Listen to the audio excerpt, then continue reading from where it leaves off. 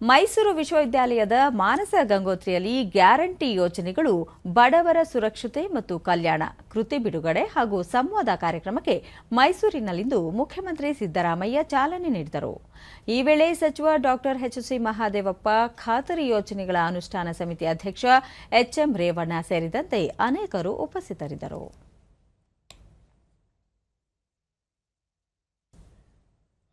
ಬಳಿಕ ಮುಖ್ಯಮಂತ್ರಿ ಸಿದ್ದರಾಮಯ್ಯ ಅವಕಾಶಗಳಿಂದ ವಂಚಿತರಾದವರಿಗೆ ಸಮಾನ ಅವಕಾಶಗಳು ಸಿಕ್ಕಾಗ ಸಮಾಜ ನಿರ್ಮಾಣ ಸಾಧ್ಯ.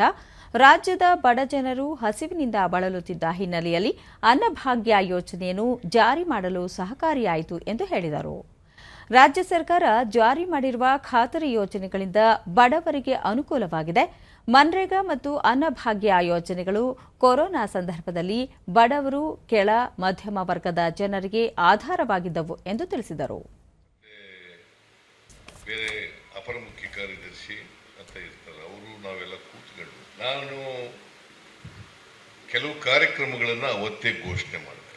ಅನ್ನಭಾಗ್ಯ, ಕ್ಷೀರಭಾಗ್ಯ, ಕ್ಷೀರಧಾರೆ, ಕೃಷಿ ಭಾಗ್ಯ, ಈ ಎಲ್ಲ ಕಾರ್ಯಕ್ರಮಗಳನ್ನು ಜಾರಿ ಮಾಡಿ.